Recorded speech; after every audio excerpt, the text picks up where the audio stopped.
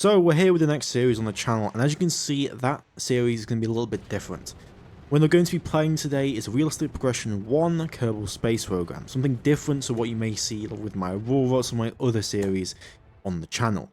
While based around strategy, Realistic Progression 1 is a great kind of simulator, realism experience of progressing in a rocket program, in a space program. As you can see on screen, I've spent many hours recreating, building rockets, and it's something that I do in my spare time and I love to do in general.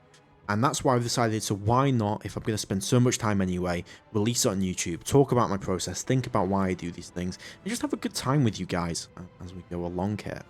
If you've got questions down below, please remember to leave them as we get into the video soon enough. Yeah, I hope you guys really do enjoy. It's going to be slow to start with, but we're going to get into a lot of really fun things later on in the series, so stick with it. And I'll be seeing you guys in a little bit when we start up our career.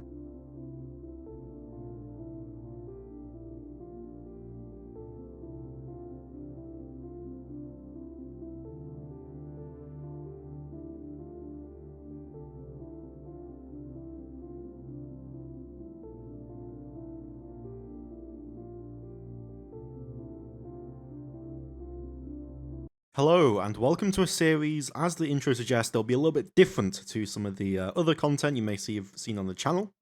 We're here with Realistic Progression 1, created by the wonderful minds over at the RP-1 development team for Kerbal Space Program. And as you may have seen in the intro, I like my rockets a lot. I like space, and you know, even with Aurora, I like just anything to do with it in general. But something that I usually do to relax or to chill out is play Realistic Progression 1. Now, recently, it got an update, a pretty big one, which has added launch complexes and program funding. These two big things have really changed how the game plays, and I thought, well, if I'm going to spend so much time playing this game, loving it, and making things, why not record it, put it on the channel, and see if you guys will also like to enjoy to play it. In the series, we're going to tutorialize things a little bit. It's not going to be purely just gameplay. It's going to be me explaining my thought process, my pattern, why I do certain things, and why you should do certain things as well. I have a wealth of experience in the game, and we're going to get right into it. So we're starting up a normal career here, and as we can see, we've got to set up our space center. So we're going to start here in Cape Canaveral, which is where the Kennedy Space Center is. You may know where that is, IRL, which is in Florida. We need to select programs. So we are in charge of, let's call it NASA, but let's be real here, just our own program. And we need to select the first programs to get our funding through. Without this funding, we're not going to be able to develop rockets, build things that we're going to accept contracts, and get the things into the air that we need to get into the air to really start progressing ourselves as a beginner space program. So we have three options, and we can select two of those three options. We have early rocket development, suborbital research, and X-plane research as well. Now, for the sake of our time and for the sake of my sanity, I'm not going to take X-plane research. This is because it's currently being rebalanced and it's not in the best place at the moment. As you can see here, we would have to complete all of these contracts, and then that would finish this program off, and we would receive over 9 years this funding. And that's how many funds per month we would achieve, right? Getting into spreadsheets already, it feels like Aurora. So with that, we would have a deadline of 1960. However, as we can make note here, we have to break the sound barrier, crude. We have to reach the Kármán line. And this means we're going to have pretty decent tech to achieve this. We can't achieve this with day one technology. This is something where we'll need an X-15, an experimental rocket planes. It's not something achievable with our current tech level. So we're going to ignore this for now. You may now notice as well that we have variable amount of leaders we could assign. However, we don't yet have the prerequisites to be able to unlock these. So we'll have to wait on that.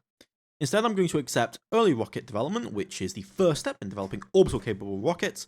So with this, we need to get to the Kármán line, which is 100 kilometers above the Earth's surface, above sea level. We need to reach a suborbital trajectory and return, which means we need to reach 140 kilometers and then return a object from that space We need to go downrange 3,000 kilometers. That means we need to go from our launch pad 3,000 kilometers to the other side of the Earth. Well, not to the other side of the Earth, but 3,000 kilometers over the Earth, and also go above into space with that. And then 4,500 kilometers, the final objective. We pay 252,000 funds, and we have a nominal duration of 6 years at a fast speed. So we're going to accept that on fast. Yeah, we're going to accept that on fast because that costs 150 confidence. Confidence is used to unlock faster versions of the programs, as it says here at this very nice tooltip. Unlike Aurora, this game has lots of tooltips. And with that, that will give us a variable amount of funding. So if we did breakneck, it would speed it up and it condense where our funding is. But with fast, we're going to have a deadline of the 31st of December 1956, as it's currently January 1st, 1951. So we're going to accept on fast, and we're also going to do suborbital research. This research is Kármán line, low space film return, low space biological experimentation, and advanced biological suborbital experiment. So we're also going to accept that, and so that's going to give us funding from both of these. The next thing that we're going to do is going to accept these contracts. We're going to accept first launch, so we're going to need to launch something. And then to reach the Kármán line, which will also unlock leaders, including Werner von Braun, and we will gain 10 applicants as well. And we'll get to what that means in a little bit. So that funding that we talked about here, we can actually have a look at. So if we go to our budget and we have a look at our current budget, we can see that we're making 230 funds every single day. We're making about 7,000 per month and 84,000 per year. Now, we're going to have costs. We currently have, we're spending 35 on our hangar and all of our other facilities, 35 funds per day. And we are gaining 68 from subsidy, which is basically, think of this as the government funding us. Right? So with all that in mind, we now need to think about our design, right? So what we're going to do is we're going to go out and build ourselves a rocket. So let's get to that. So understood. So we're going to go to our vehicle assembly building and we're going to start to design our rocket. Now, if you've never done this before, we're going to go through it really quick, and RP-1 adds so much more. If you've ever played Kerbal Space Program stock, the vanilla version, just throw it out of your mind. There's so much difference, and it's just a really incredible state of mind and a state of game. So the first thing that we're going to need is avionics. Now, the avionics essentially is the brains of our rocket. We're going to be designing here a small aerobee. You'll see that on screen now, what IRL it looks like. Well, more specifically, we're going to be designing the WAC Corporal. So there was the WAC Corporal and then the aerobee. The WAC Corporal was one of the very earliest sounding rockets the United States made, and the aerobee was the second kind of generation of sounding rockets where that existed as a thing, as a name, as a family of rockets until the 1980s, all the way up from the late 1940s. So what we're going to need to do that is we're going to have a look at our avionics here. Now, avionics can do a few things, but because we're building a very dumb rocket, we're building something that's going to go up and down. That's all we need. We're going to use what is called a science core. Now, as you can see over here, we have various avionics types. It looks very overwhelming, and I agree, it can be extremely intimidating when you first look at these things. But if we go over to science core, you can see here that this type provides no avionics control, so it's only useful for unguided rockets, stages, and probes. Much lighter and lower power, so this is used in unguided sounding rockets, spin stabilized kick stages, and unguided probes. Perfect for our needs. We can even see how much mass that will take. Remember, mass is everything. This is using realistic masses, realistic engines, realistic everything else like that. And so we want to have as little mass as possible and as much fuel as possible. We're then going to change the diameter of the avionics to about 300 meters. We're going to lengthen it because it's trying to fit in EC, but it can't fit in that electric charge when it is by going smaller. So we need to lengthen it, and that will allow us to make it like that. We're going to make sure it has 50 electric charge, which is used to power the thing. We'll need to have it powered to gain science because it's going to have experiments on board, and those experiments are going to take power. It's also going to have antennas, an antenna on, which will actually transmit that science to the ground, and that's going to be very important for us. So if we have a look over here, we can actually see how long it would last. Now, most flights are going to take more than 8 minutes, and so it's not really an issue for us. It's going to last 8 minutes with 50 electric charge. The next thing that we need is a fuel tank. Now we have access to two kinds of fuel tanks, both conventional tanks and service module tanks. Conventional tanks are essentially a stringer structure and a fuel tank. And the stringers support that fuel tank. And conventional tanks are the heaviest kind of tank you're going to be using that actually holds fuel in it. Conventional tanks are going to be what we're going to have access to, and in the initial start of the game, we're building this rocket using steel, which isn't the most greatest of building materials when you're trying to build a rocket. Generally speaking, you would be thinking about aluminum and other things like that. However, we don't have access to that yet, though we will eventually have access to things like aluminum or aluminium, depending on how you want to say it. So we're going to go again for 300 meters diameter, as we can adjust the diameter and length here. And we're also going to change the tank type, because right now we're using a fuselage design steel. So this would be similar to something like an aircraft, right? So we're using steel fuselage. And we're going to change the type to a high pressure. The reason we're going to change this to high pressure is because we need an engine that will be able to make use of the tank, and the only engine we can use in this situation is going to be the Aerobee engine. The Aerobee engine needs high pressure tanks to actually use the fuel.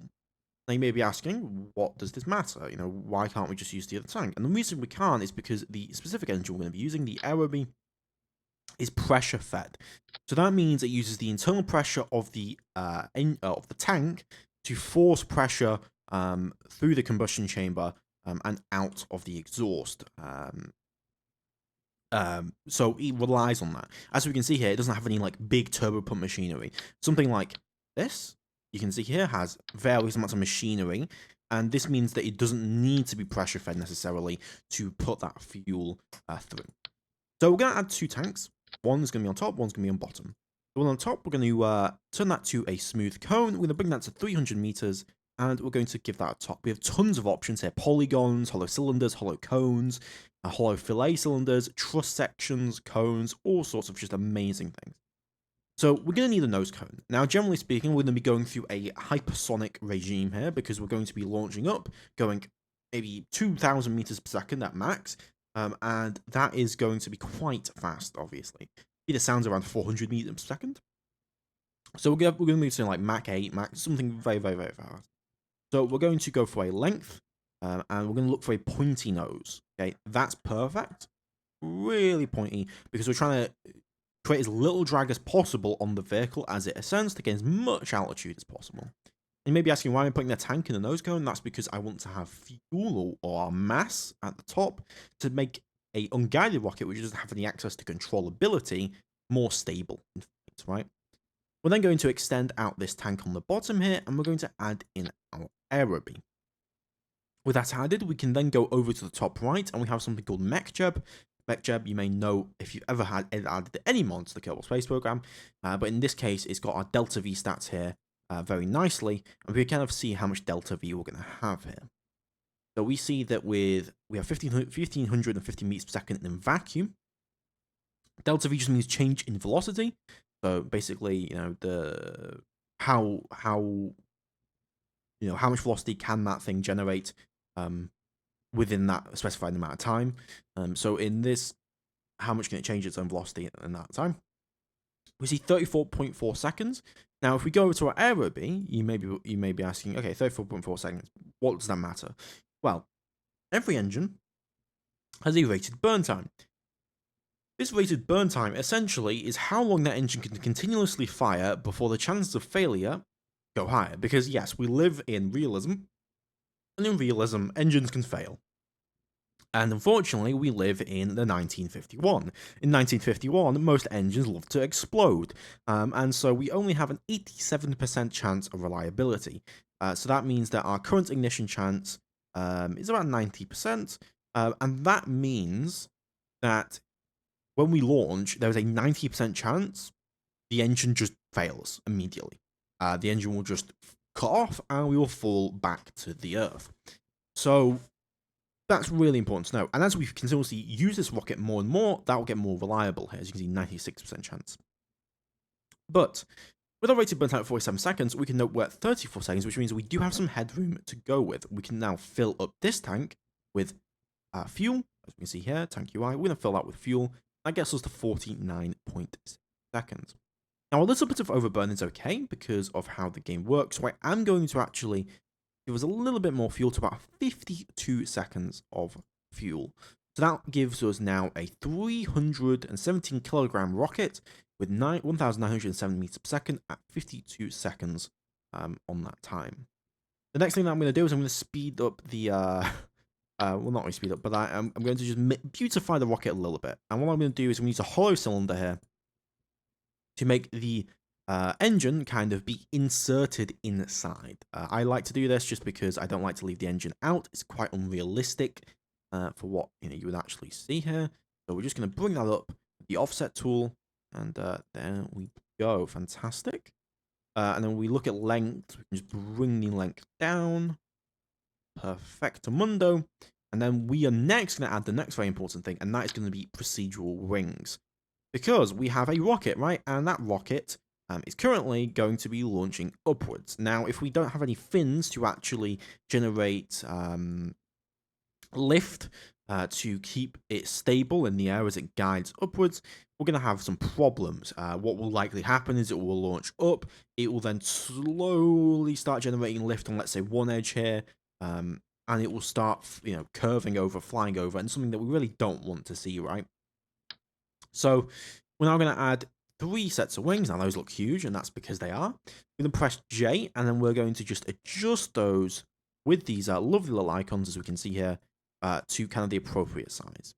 Now they're still very, very thick, as we can see here. So what we're going to do is we see this thickness root and the tip. So the root is here, tip's here.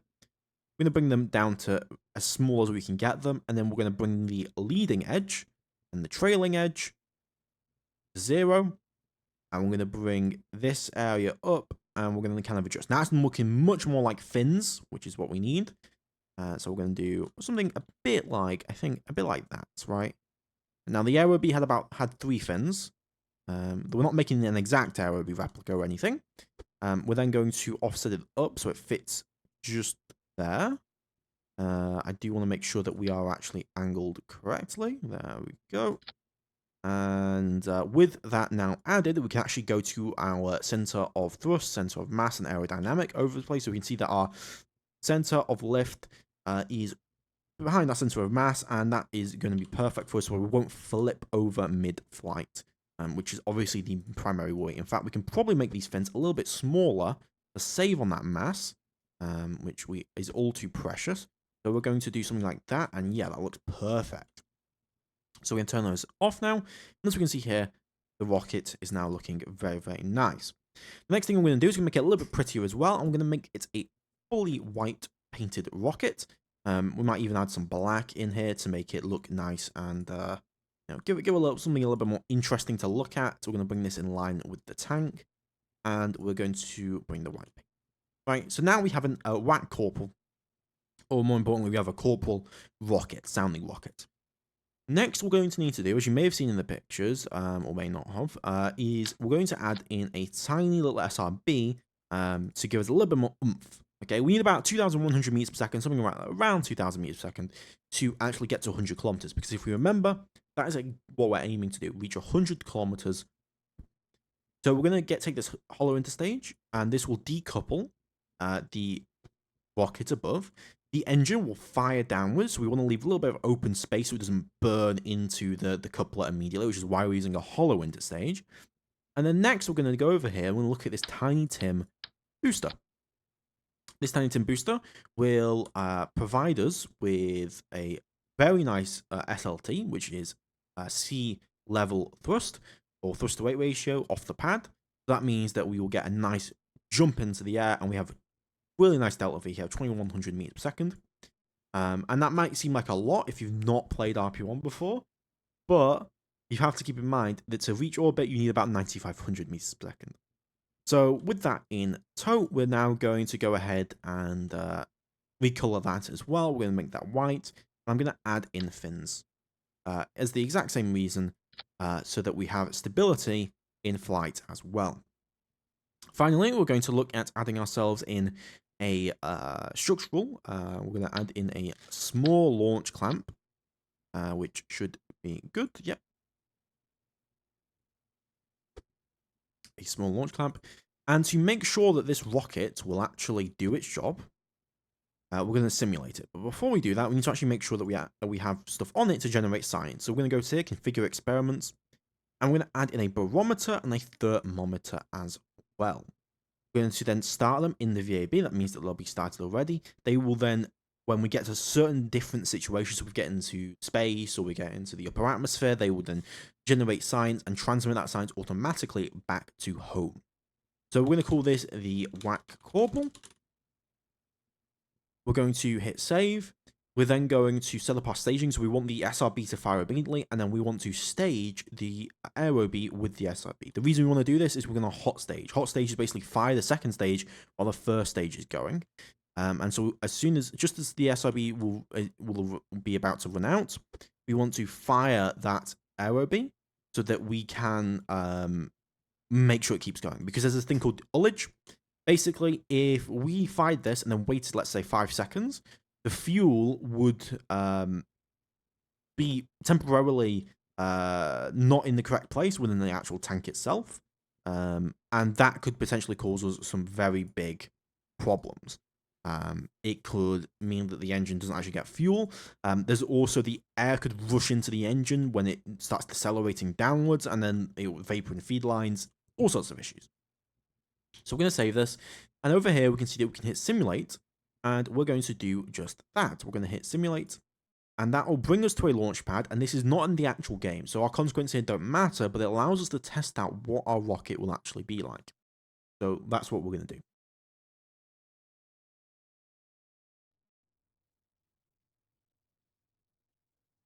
Okay, so let me just bring our flight engineer down. Let me look at my pull the lunar transfer away, and we're going to. It's a little bit dark. Let's fast forward until we are in the daylight. Ideally, there we go. Very nice, and we can see that our rocket is now here and ready to go. And then also turn on some TUFX. This is some graphical filter on top. Let's use that filter. And let's get ready for launch. So the first thing we're going to do is going to hit Z. That will throw our throttle to 100%. Otherwise, our aerobee won't actually fire. SRBs can't throttle, obviously. But we do need to make sure that our aerobee is ready to go. So we're going to fire the main rocket. And fire the second stage. As we can see here, the rocket is ascending. And we did that pretty nicely. We even have a little bit of a rotation, as we can tell from our bottom here.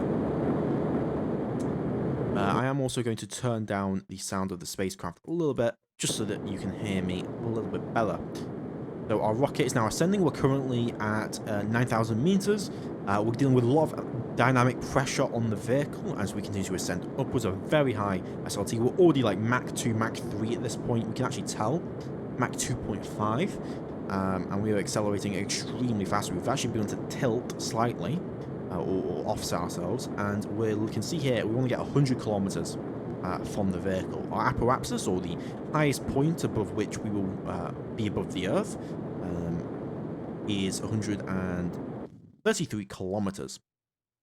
Not the greatest I've ever seen, but that will do, and it will complete our satisfactory requirements to actually be able to to complete our contracts. So our contracts being first launch and Kármán line. And this is a very cheap rocket that will do it very easily and dumbly as needed. With that now done, we can hit revert to VAB, and this will send us out of the simulation and back into the vehicle assembly bay.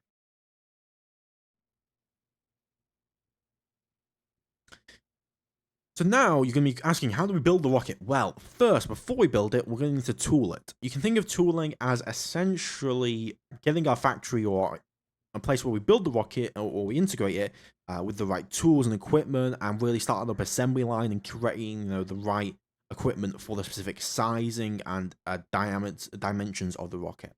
As we see here, we have various tanks and avionics that we're going to tool for. So a tooling cost is how much we'll pay for it, and then once it's tooled, it will cost little to nothing. So right now our rocket costs 476 funds, and once it's tooled, it's going to cost a lot less. Majority of those funds are going towards avionics, because avionics, i.e. computers, or very rudimentary computing we have on this little avionics here is very expensive. We're going to hit tool all. That'll cost us 3,000 funds. We have 50,000. And now the rocket costs 85 resources. So we generally want to always tool our rockets. We then need to build a launch complex. So a launch complex will be able to support vessels. And in that launch complex, they will integrate the vessel in it. So we're going to create a new launch complex. We're going to call it LC1. And we're going to have a maximum tonnage of 1 ton with a minimum tonnage of 0 ton. That's how much the launch complex will be able to support. This is the height, so it'll automatically fit to our height here of what our rocket can do, which is about 6.9 meters with a width of 0.8 and a length of 0.9. It's not exactly correct, but it works for what we need. You can see that it will take 34 days to build the pad. It will have a build cost of 1,168 and an extra pad cost of 125. We have a starting efficiency of 15%, which is basically how efficient our engine is. As we build more of the rockets, our engineers will get better at building them. And so obviously, building lots and lots of rockets constantly will make our launch complexes very efficient at building them. You can also note this will have a yearly upkeep of 171. If we look on our budget, we can actually see how much that will affect us. So yearly, we make 84,000. This will cost 171 in yearly upkeep. That's more than okay for what we need. So we're going to hit build for that rocket. And with that now done, we're going to be thinking about the next kind of rocket that we will need, and that is going to be a larger, much larger V2 rocket.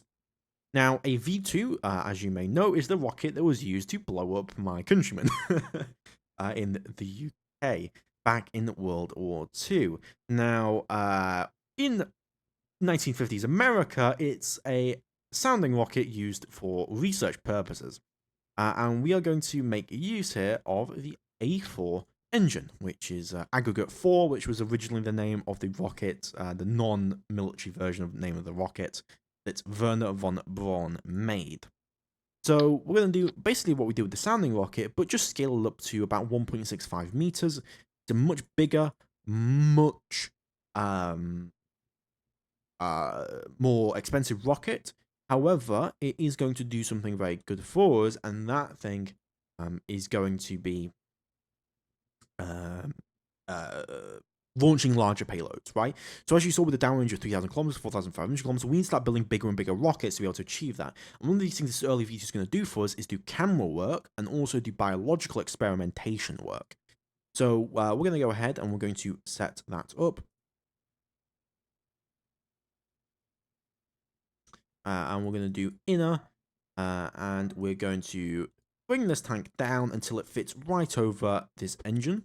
There we go. So we want the engine to be set up like that. We're going to bring the inner down as well.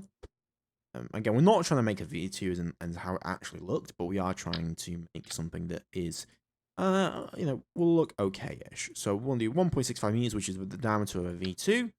We want to add on a nose cone, but before we do that, we are going to need to add in some avionics. We're going to make this a guided rocket, so instead we're going to use near-Earth avionics. This can be very expensive and very, very large in terms of mass and terms of weight. It's about 400 kilograms of avionics here, which is significant. Think about it. This avionics alone is heavier than our aero beam. As you saw here, that I inputted controllable mass. Controllable mass is what will allow us to control a certain amount of the vehicle. Basically, as the vehicles get bigger, they need more controllable mass to be able to actually control the rocket. It's an abstraction of avionics requirements for larger and larger vehicles. I know that a V2 will be about 13 tons, and so that's why I've set it there. We're going to match the diameter as needed, and we're going to bring the length down as well. So let's bring that length down. I'm going to make sure that we also have electric charge. I'm going to reduce it somewhat. And then there we go. We are going to carry payloads, which we can make use with in terms of adding ourselves some payload fairings, but we're not going to get to that just yet. We just want to make sure that our engine, which can burn for approximately 70 seconds, we want to make sure that that is going to be burning for those 70 seconds accordingly. So that's 1 minute and 10 seconds. So we're a little bit large. So we're going to do something like that. We're then going to add in a procedural payload fairing adapter. This is great for our kind of our top of our rocket. This is where we're going to have, our important payloads. And then we're going to just increase the size of that somewhat using these fairing shape options. And as we can see here, kind of works for us. Give us kind of a pointy area. It's a little bit big, so we're going to bring it down somewhat. In fact, we can do something a bit like this, which works pretty well. This is actually it's a bit too stubby for my liking, so we're actually going to bring it down to something like this. We're going to lengthen the avionics instead. Something like that. We do need to actually be able to fit the stuff on, which we are able to do just fine, so that works for me. So we're going to bring the sizing down as well, bring the auto shape on, and then we're going to extend out the tankage. So 1, 2, 4, there we go. Quite a pointy boy rocket right there. Add in the we can add in an early fill camera if we need to, so we would be able to. So let's add in that kind of those kind of fairings, right? So that fairing structure will work for us. Then we need to add in fins, because even though we do have access to gimbal, which means that the engine itself can offset thrust, so basically it can change the direction of the nozzle to guide the rocket. It's very poor gimbal. We're talking about, German end of World War II era engines, and while the V2 is a miraculously effective rocket for the time, it does have its shortcomings, and that means we're going to need some fins to ensure stability in the lower atmosphere. So we're going to bring the fins over, and we're going to bring this down. There we go. And that should give us that's a little bit more, but that's looking good. That's right behind our center of mass, what we want to see. Let's paint the rocket. And let's get the avionics. We're going to give it we're going to make that black just so we know where the avionics are on the vehicle. And then on the leading edge. A very basic rocket. Again, I'm not trying to make things look pretty, really. You can obviously spend a lot more effort on these things than I usually do when I play. But with these early rockets, I really just want to showcase what you yourself can do very easily. Oh, it looks like center of lift does need to be brought down a little bit. There we go. Perfectamundo. So then we're going to tool the vehicle. That's going to be very expensive. 21,000 funds to tool this vehicle, which we're going to do. Actually, we're not going to do this. The reason we're not going to do this is because we're probably going to get better tankage, depending on the launch complex. And so what we're going to do instead is we're going to first off name the vehicle V2. We're going to then go over to our launch clamps. We're going to add some launch clamps.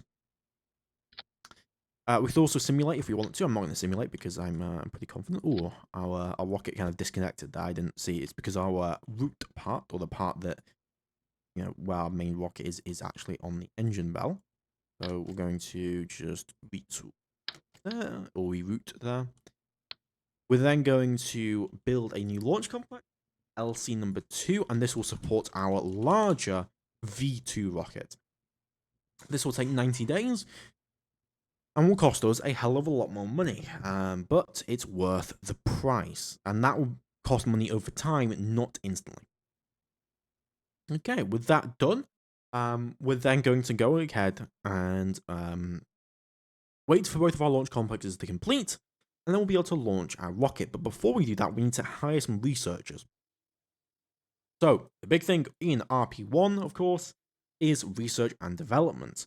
As you can see here, it goes quite far. We can see things like 1969 orbital rocketry, 1970 orbital rocketry. But we start over here with post-war rocketry testing and other things. So what I'm going to first do is I think we're going to look at if we can research post-war material science. Post-war material science will give us access to aluminum tanks, which is very, very useful. And then we're going to actually assign staff members to do that work, right? So we need to assign researchers to do that. We start with 20 applicants or people who want to join, and those are free. It would take 400 days for post-war material science. So actually, it's a little bit too expensive for our needs. So I'm going to start with post-war rocketry testing, which gives us access to new kinds of engines. And then after that, we're going to go for something else. But post-war rocketry testing is good enough for now. And then we're going to start hiring some researchers. We're going to hire 20 researchers to begin with. Once our launch complexes are complete, we can then start to hire engineers who will work in our launch complexes. But for now, that's not an issue. So with 34 days to build Launch Complex 1, which is where we're building our Saturn rockets, let's time warp to that. Okay, there we go. Launch Complex 1 is now done. And so we're now going to go back to our VAB and we're going to build ourselves our first WAC Corporal rocket to really start off our space program.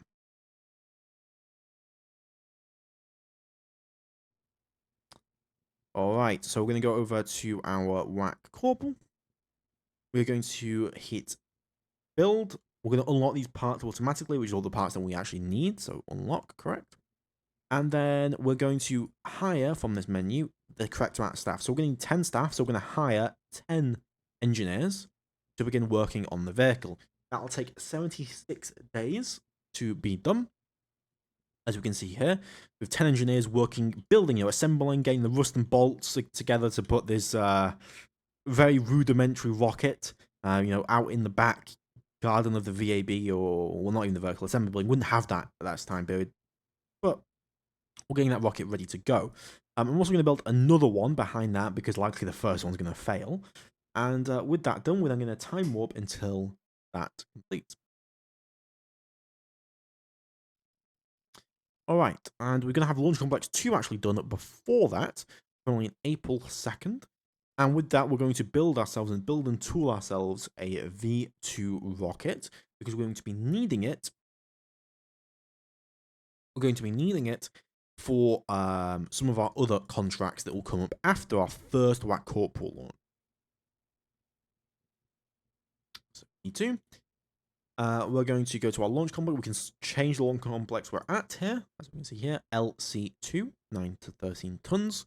We're going to hit tool for the rocket. That'll cost 21,654 funds, which is significant because of the size of the tanks. And with that now done, we're going to build that rocket, and now we're going to have to hire the staff to actually man the bloody thing. Now, this can take 69 engineers, nice. However, we're going to see if we can actually afford that, because we can currently only afford, what would that be, 100 workers? So I guess we will put that in. So we're going to put in 69 workers or engineers, and that will take 200 days for this V2 to be done. And we're going to be needing it relatively soon. You can see a big difference in building such a larger rocket with avionics comparative to a small rocket. One of them takes 80 days, the other one takes 200, and that speed will get quicker as we get better technology and the efficiency goes up. However, at the moment, it's going to take us quite a bit of time to get that V2 going. It'll be the end of the year by the time we can launch that. So with our WAC Corporal now launched, we can go to our combined here and see our storage. We store up our rockets and our excess things. We're going to roll it out to the pad. This will take 2 days and 10 hours. And with it rolled out to the pad, we're going to get ready for our first launch.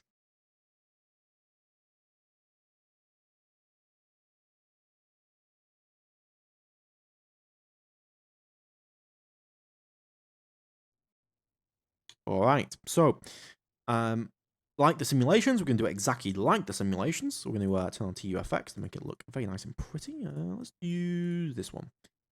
So turn on our throttle. We're ready to go. We make sure our science is actually going to where we need to go, and launch. And there we go. There's our sounding rocket over there pulled away. We press F2 to make it look pretty. We can see the moon up there. Nice moon. We are ascending quickly. And hopefully the engine will not fail during the ascent. It's got about 50 seconds to get up to. We're 16 seconds into the flight. And yeah, we're doing pretty well here, actually. We're still going. We've been past speed. You can see here, they're also generating data units. That means as the engine fires upwards, we're getting more data about how it works under actual flight. And that will help us improve future launches to make them more reliable. Alright, looks like we have made it through kind of aerodynamic route. Most of the atmosphere is 25 kilometers up here, which is higher than commercial airlines. Is very high up, relatively speaking. And looks like we're going to achieve our objective of getting to where we want to go. 130 kilometers, full engine burn. That was a massively successful launch. As you'll see here, science will now be starting to generate as we are now in flying high. We're over a forest area, and that will be transmitted back, as you can see here, with Kerbalism, which is a mod, and our antenna in the actual avionics itself will be transmitting that back to the launch site. Now, there's no way to recover this rocket. This rocket is going to go straight back down and explode. That is for sure. Why is it so blue? Looks like there's nothing there. A bit odd, actually. Let me have a look at. Yeah, that's weird. So we're going to start descending now, very, very quickly. And that's going to cause us, likely for the rocket to break apart. But we're still generating science through this because we're still transmitting data. And we've achieved both of our contracts to get to the Kármán line and also to do our first launch. There is the Kennedy Space Center, and yeah, here we come. We're accelerating to 1,000 meters per second here. We're probably going to get to about 1,500 meters per second before the rocket starts to slow down from terminal velocity. Or we might have already started to slow down here from the rocket moving around. Yeah, there we go. And we're now slowing, and we're going straight down, as we can see here. And boom. The rocket has exploded. We're going to head back to the Space Center after a successful first launch for our career. And with that, I'm going to see you guys next time. If you do enjoy the content, want to see more of me do this kind of more tutorialized Kerbal Space Program RP-1 kind of gameplay, do let me know. Obviously, it's going to start out slow as it is progression, but we're going to be able to eventually get ourselves to the stars, to the moon, and to Mars. And as we can see here, the first rocket reaches space on the 15th of April, 1951. A Rat Corporal rocket is shot out of the atmosphere and into space. This marks the beginning of a new era. The stars will start to seem closer and closer. The first real rocket to do this was MW18014 on the 20th of June 1944, which was, well, a bad German missile test. Hopefully, your space program will be peaceful and ethical, unlike the VT. Well, as I said, I'll see you guys next time. Big thanks to the